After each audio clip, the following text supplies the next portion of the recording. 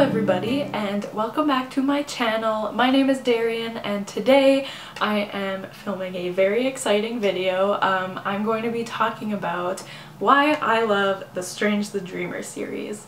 So if you've been watching my videos, you probably know that Strange the Dreamer is my favorite book of all time, my favorite series of all time. I just love it so much. I think I've mentioned it in like every single one of my videos. I love this series so deeply. It means a lot to me, and I thought it would be fun to do an entire video focusing on what I love about this series and these books and why they mean so much to me and why I think everyone should read them. For those of you who don't know, there are two books in this series. So we have Strange the Dreamer, which is the first book, and Muse of Nightmares, which is the second book. So this is a duology, and I'm pretty sure Laini Taylor, oh, so these are by Laini Taylor, and I'm pretty sure she said that there's not going to be any more books in this series, which is kind of sad because I would definitely love to read another book in this series. But anyways, so if you don't know what these books are about, I'll give you a brief synopsis. But I think it's best to go into this series not knowing too much about it, so I'm only going to say what I knew about this series before I read it, because I find one of the best parts about this book is to discover the world without knowing too much beforehand. I think it's best to discover it with the main character, like along with him. So the first book follows this man named Lazlo. He's around 20 years old, I think, and he's kind of an outcast. He doesn't really have any friends. He spends all of his time in the library because he loves books. So there's one reason why everyone should read this series, because he loves books.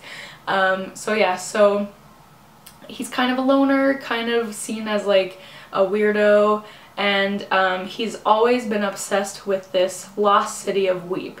So there's like this myth that like 200 years ago there was this city called Weep, and it just disappeared one day and no one knows what happened to it. And over time it kind of, people don't really know if it actually existed or if it's just a story, and Lazlo is just obsessed. He wants to learn everything he can about the city, and obviously his dream would be to find this city. So one day he might get the chance to go there. And that's all I'm gonna say, because in this book we follow Lazlo. He's the main perspective we get. It's not first person, but like we follow him around most of the time. So the first thing that I want to talk about these books is the writing and the world building. So if you've never read a book by Laini Taylor before, she also wrote the Daughter of Smoke and Bone series, which is a pretty popular YA series. But if you've never read her writing before, her writing is so flowery, so lyrical. It's just beautiful to read. It is, oh, I described this, I think in my very first video I talked about reading Muse of Nightmares, and her writing is just delicious. You just want to eat it up basically. Like, it's so, it's so like easy to consume. Honestly, when I started reading Strange the Dreamer, at first I was like, okay, I don't know what's happening, because I find her writing takes a little bit of getting used to, but once you're used to it, like, you are so in it, and then it's easy to consume. So when I say that, you do have to get used to it a little bit, but it's just so addicting basically. Like, I just want to read, I could read her writing forever. Like, it's just so good. And the way she builds this world is so genius, because I'm just going to compare it, I think I've already compared it to this before, but I'm going to compare it to House of Earth and Blood by Sarah J. Maas. And if you guys know, I do really like that book. I gave that book 4 stars. I really enjoyed that book. I'm definitely not knocking Sarah J. Maas, because we know I am Maas trash, but I'm just going to compare it to that book because it's a pretty popular book, and the first half of House of Earth and Blood is a lot of info dump. It's a lot of, oh, we're in this city, this is the history of the city, oh, there are those people, here are those people, here is a description of the world we live in. Here is this, here is that. And that's great, and I don't mind info dumping, but I think it takes a really, really amazing and master writer to be able to build a world throughout the book in a way that makes sense, in a way that you're not confused while you're reading it. And this book, like I said, it can be a little bit confusing at the beginning, but you really need to just keep reading, and once you're about, like, I would say less than 100 pages in, like by the 100-page point, you still don't know completely what's going on, but you're not as confused because you realize that Laini Taylor takes her time writing her stories and letting you figure out what's going on along with Lazlo, because Lazlo doesn't know what's going on, and neither do you. And that's just one of the reasons why I love this book, is just discovering everything with him. We have this lost city of Weep. We don't know much about it aside from what Lazlo has read in books, and we don't find anything about it until we can experience it ourselves, and until Lazlo experiences it himself. And you don't know the goals of characters until they take it upon themselves to reach those goals, kind of. I don't know if that makes any sense, but I really don't want to spoil anything, so I'm having a bit of a hard time not spoiling anything. But basically, the way she just writes, the way she builds her story is so genius. I find, like, you don't know what's going on until the characters do, and I just love that. I'm trying so hard not to just like fangirl and actually form coherent sentences. So one example I will give is at the very beginning of the second book, Muse of Nightmares, we are introduced to two new characters, and they have nothing to do with the characters we meet in the first book. So you start reading the book, and here's these two characters. You don't know who they are, you've never heard these names before, they don't know the characters in the first book, like, we don't know who these people are.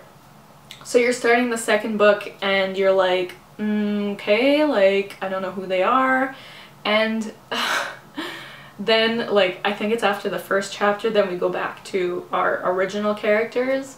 And the way that Laini Taylor reveals who those two characters are, it is so genius, because without spoiling it, like, every once in a while we go back to these two characters and we don't know who they are, and then we go back, and then we go like back and forth.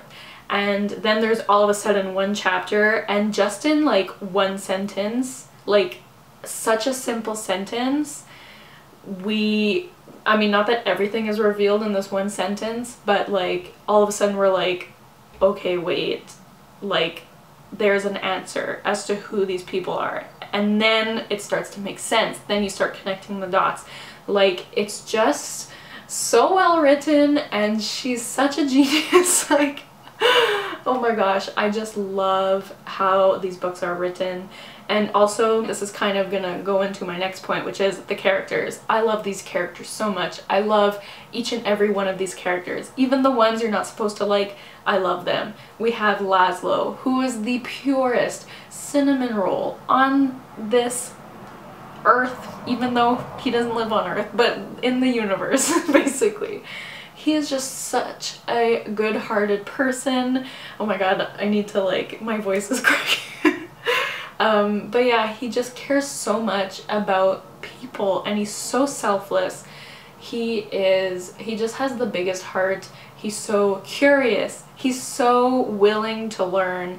He just wants to be a good person. That's all he wants, is to be a good person, and he is a good person. And oh, I love him so much.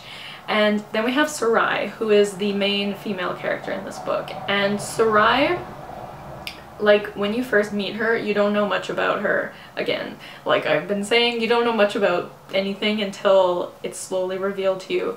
But the way Surah is, like, So we know basically right as soon as we meet Sarai, we basically know that she has some sort of power, but we don't know what it is. And the way that her power is revealed, again, is genius, because we are given bits and pieces about what this power might be. And then all of a sudden it's revealed, and it's just so much better than if you met Sarai and you're like, oh, here's Sarai and this is what she can do. Anyways, like, you meet her and you're like, okay, who is this? Because there's literally no explanation as to who she is. Like, all of a sudden that chapter starts and you're following Sarai, all of a sudden you're like, I've never heard this person before, who is this? And like, you figure it out pretty quickly, but yeah, so Sarai is so strong. I love her so much. Oh, I forgot to delete stuff. Okay. I don't know if the angle changed at all, but I had to delete stuff from my memory card. But anyways, so I was talking about Sarai. So yeah, I love her so much. She has such a strong heart. She's just such a strong character, and she goes through if you've read the books, you know, she goes through a lot during these books. Like, I can't express enough how hard some of the things she goes through are. Like, oh my god. Anyways, I'm not gonna spoil anything, but if you've read it, you know she goes through a lot. And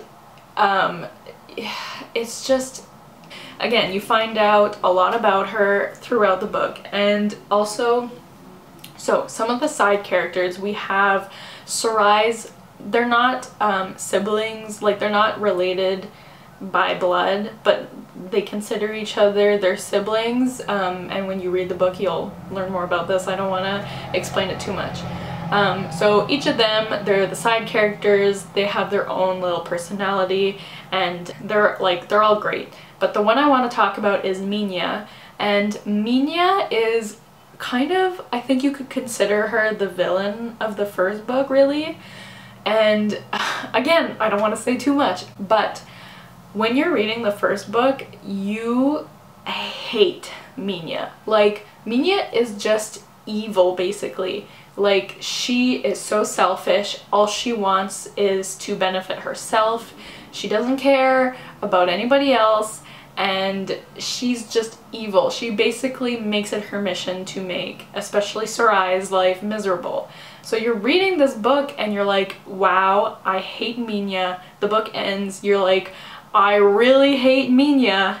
But then you read the second book and you find out some stuff about Minya, and you can tell that Laini Taylor didn't just write the first book and then was like, okay, now let's start thinking about the second book. Oh, here's an idea about Minya's backstory that I'm just gonna add in. Like, you can tell once you read the second book that this has been Laini Taylor's plan all along for these characters, because Minya just, I'm not saying that she's evil, but you know, then you find out some stuff and it excuses all her actions.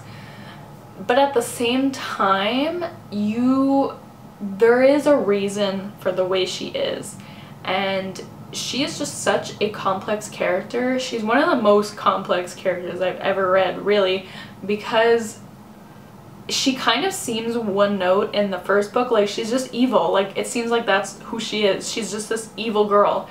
But then you read the second book and it just makes sense, and it's just so good. And anyways, so that's Minya. And then we have some other characters. We have Theon, and again, like, Theon, he's not evil, he's just kind of an asshole in the first book, well, in the second book too. But at first he kind of seems like a one-note character, like his personality is to be an asshole. And then he has such an interesting arc throughout this series that I really love, and oh my god, what she did with his character in the second book, I loved it. Like, the way she develops her characters is so good. And also, going back to Sarai for a second, like, if you've read the book, something kind of happens to Sarai at the beginning of the first book, and at the end of the first book, and like, it's so, when I read it, it's so hard to think of how, like, what could happen after the events of the end of the first book, because I read it and I was like, how is there a whole other book after this? But what Lady Taylor does with her character in the second book is so genius. Oh my god, the characters are great. I love them all, especially Lazlo and Surah. I love Lazlo so much. He is just a little cinnamon roll. I want to talk a bit more about the ending of the first book. I'm not going to spoil anything, don't worry. But yeah, so I mentioned something kind of happens, especially with Surah. But the whole ending of the first book, like the last 100 pages, is crazy. Like, it's just so crazy. Everything that happens, and it's just so well written again, and you really, like, I could not guess where anything was going. I didn't find it predictable at all. Like, once things happen, I'm like, okay, that makes sense how this is what is happening right now.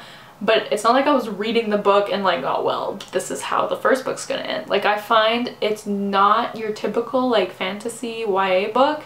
Like, it doesn't just end with a big battle and then like a side character dies and it's sad, but anyways, and then in the very last pages a big problem arises and that sets up the next book. Like, that's not how it goes. Like, it has those elements kind of, but there is a lot that happens at the end of the first book, like a lot. And all of a sudden everything makes sense. All of the questions, well, maybe not all the questions, but most of the questions that arise in the first book are answered, and they just make so much sense. And some characters go through a lot, and Lady Taylor definitely doesn't play it safe. She really goes for it, and there's one part that it is so well written. If you've read it, it's the thing that involves Surah at the end of the first book. I find how she revealed something, basically, I found it was so genius the way she did it. I really wish I could just say it, but I won't. But it was so genius. And then the end of the second book, I do prefer the first book to the second book. It's mostly because the first book was like my first experience with these characters and this world and Lady Taylor's writing. But the second book, I think it's as well written as the first book. And the end of the second book made me cry so much. It's just so, like, you've gone through so much by this point with these characters, and then you have the ending of the second book and the ending of the series, and it's not like everything wraps up in a pretty little bow. Like, a lot is going on, but at the same time it's so heartwarming, and it's so, like, it just really hits you in your heart, and it's so good. And yeah, just what these characters go through, like, you learn to care about them so much, and you just want the best for them, and you're just so stressed the whole time because you just want them to be okay, and I love them so much. So another thing that I want to talk about is I've seen generally great things said about this book. Like, for most people who I've seen read it, they either love it like I do, or they're like, it was pretty good, not really for me, but it was pretty good. Like, I haven't seen too many people be like, I hate this book, nah. But the main critique of this book that I've seen from people who didn't love it is the romance in this book.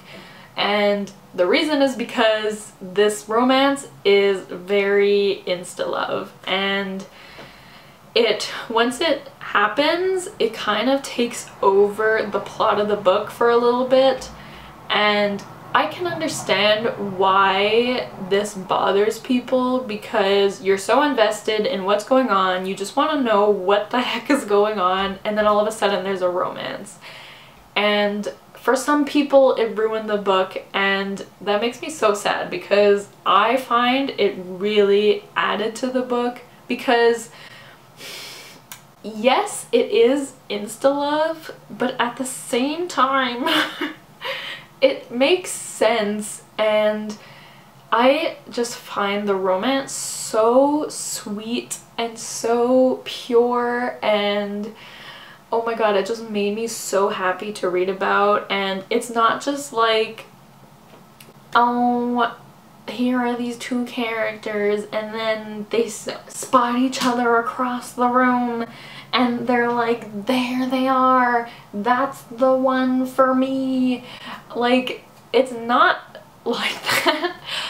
Like, it makes sense, okay? Like, I loved the romance in this book, and I don't normally like insta-love. Like, there needs to be a reason why you like this person. I just love this romance. I don't think it takes over the plot of the book. Like, it makes sense in the story, in my opinion. I find it adds to the story, and it adds to these characters that it involves, and it creates more stakes to the story, and it makes the ending of this book so much more impactful, and I find it just enhances the book so much, because it just makes you care for these two characters even more than you already do. It just makes you root for these characters because they are so sweet together. Oh my gosh, I love them. I love them so much.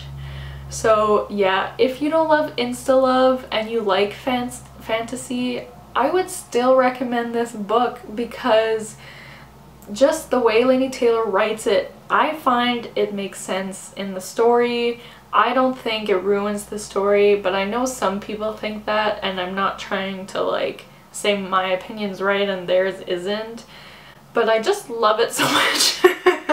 So I still urge you to please try it out, because I think that it definitely has a place in the story, and it also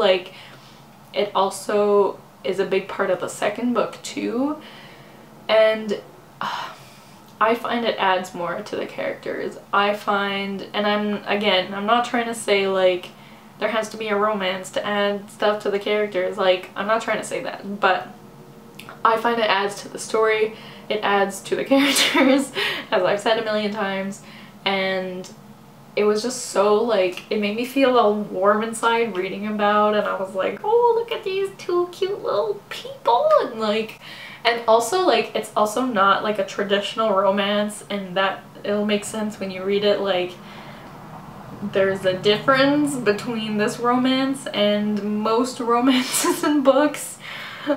If you read it, you will know what I mean. But yeah, so I did want to mention that, because that is the main criticism I've seen of this book, and it did not bother me at all. I found it made the book even better, and I loved it. Like, does it get super cheesy in some moments? Yeah, but I love that, so that's fine. So before I end this video, I wanted to share some of my favorite quotes from these books. I think these are all from the first book, but just to kind of show like how beautiful this writing is. So this first quote is probably the most famous quote from Strange the Dreamer. Like, even if you haven't read it, you might have heard this quote before, but it was impossible, of course, but when did that ever stop any dreamer from dreaming? Which, like, I love that.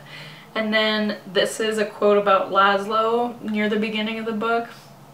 So it's, he read while he walked, he read while he ate, the other librarians suspected he somehow read while he slept, or perhaps didn't sleep at all. So I love that, because he loves to read, and obviously so do I, so it just kind of, I just relate to Lazlo. And then this is maybe my favorite quote in the book. It just means a lot to me. I'll explain a bit more after I read it, but it's, and that's how you go on. You lay laughter over the dark parts. The more dark parts, the more you have to laugh. With defiance, with abandon, with hysteria, any way you can.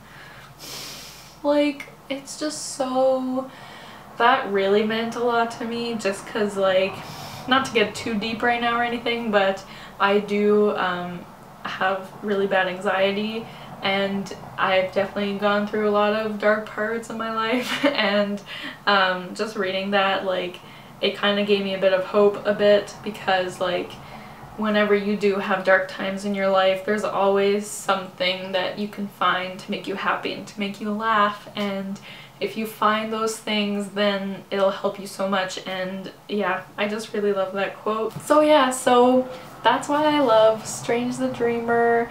I love this series so much. I hope I made some sort of sense in this video, because I really wanted to express why I love it so much without spoiling anything, because I really want you guys to read it and experience it for yourselves. Also, I wanted to mention that I'm planning to get this moth as a tattoo. I think I want to get it like here or something, but because the book just means so much to me and I just feel like I need it as a tattoo. So yeah, so that's why I love Strange the Dreamer. If you've read it, please let me know and we can talk about it. What's your favorite part without spoiling anything? Did you cry at the endings of the first and second book? Because I did. And if you haven't read it, I hope maybe watching this might make you want to read it a bit more, because I love it so much. Oh, I love it. And if you're just tired of me talking about Strange the Dreamer, I'm sorry, but I'm not gonna stop, because I feel like it's just a huge part of me at this point and I love it. Before I end this video, I just wanted to give a quick little shout out, because at the end of my Meet the Community tag video, I did a bunch of shout outs of some of my booktube friends and I forgot someone and I was so upset. I'm so sorry. I couldn't believe I forgot someone, so I wanted to give them their own special shout out because I felt so bad, but in no way does that mean that I love them any less than anyone else I watch.